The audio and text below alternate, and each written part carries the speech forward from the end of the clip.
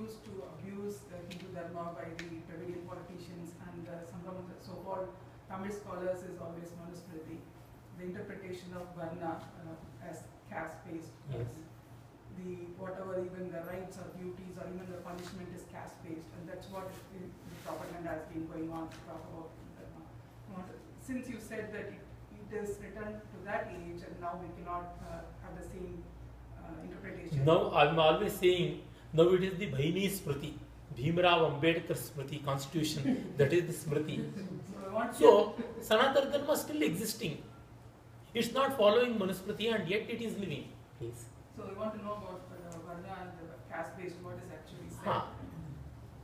In the Brihadaranyaka Upanishad, it is clearly said, one and the only Varna existed, that is Brahma. Brahmana was the only Varna existing in the beginning of creation. It's a metaphorical way of saying, but the world was not well managed.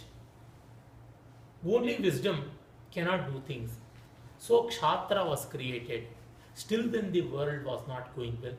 Then Vaishya, that is the custodians of wealth, that was created. And Shudra was created. With all these four Varnas, the world was not managed well. Then Saha Dharma Matyas Rajata. Then that highest truth created Dharma, and the whole world was managed properly. Means what? Above this Varna, it is Dharma that is important. And it is also said in the Manusmriti, Brahmana Shudratam Yati Shudro Yati Cha Vipratam. Brahmana can become Shudra and Shudra can become Brahmana as well. Shankara in the Brihadaranyaka Bhashya, Prage Tasmat Brahmajnanat Gaunam Tasya Brahmanyam.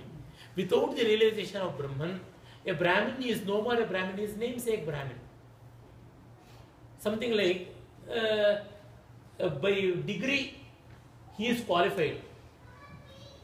I learned music long ago under a great teacher, of course, but I am unable to sing for half an hour. Means what? I should say that I was a singer, I learned music, so I am uttering words and not singing. That's how it becomes. And so it's a formal feature. Varna is a formal feature and not a substantial one. And Sanatana Dharma has often and often emphasized on the substantial features and not on formal. And all great people of Sanatana Dharma, the great champions of Sanatana Dharma, have time and again practiced, exhibited and shown what is the reality of this. Again and again they have shown it.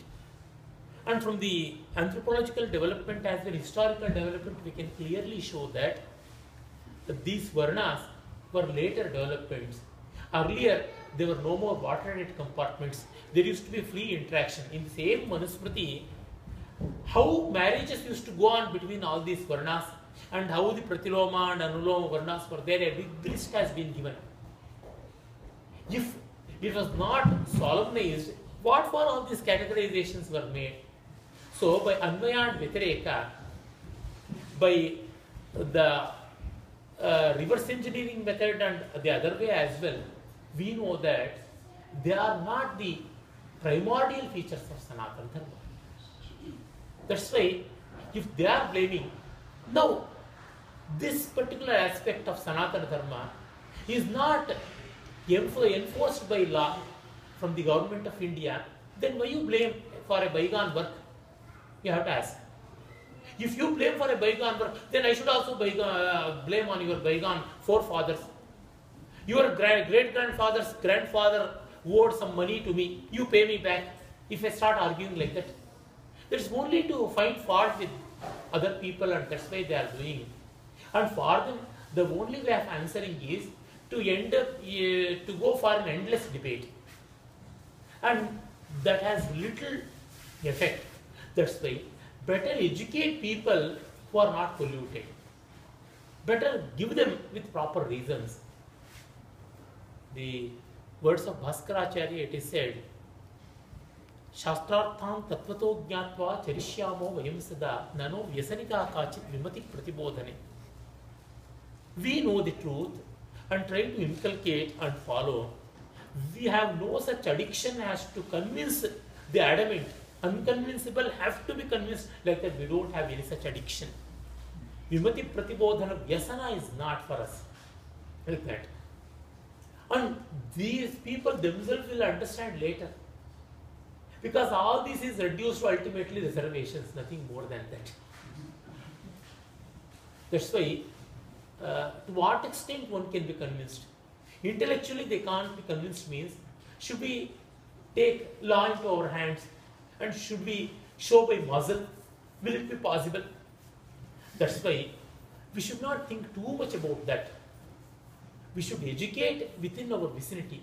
For example, in the Yoga Vasishta it is said, Chittamindriya Senayaha Nayakas Tajjayajyaha Upanad Gudapadasya Charmavrateva Sarvabhu. We can't cleanse the dust or murk from the earth completely, so better wear footwear. So first we should insulate. And so the rest of the world will as though be covered with sheet of hide. Something that we have to first get our mind clear with these things. For that, I don't think these works have to be eternally blamed. And they are also incidental, they are not absolute. For that matter, no part of the Veda, the absolutization of Varnas, absolutization of Jatis are clearly mentioned, specifically mentioned. And Shruti is absolute Pramana and Smriti is Sapeksha Pramana.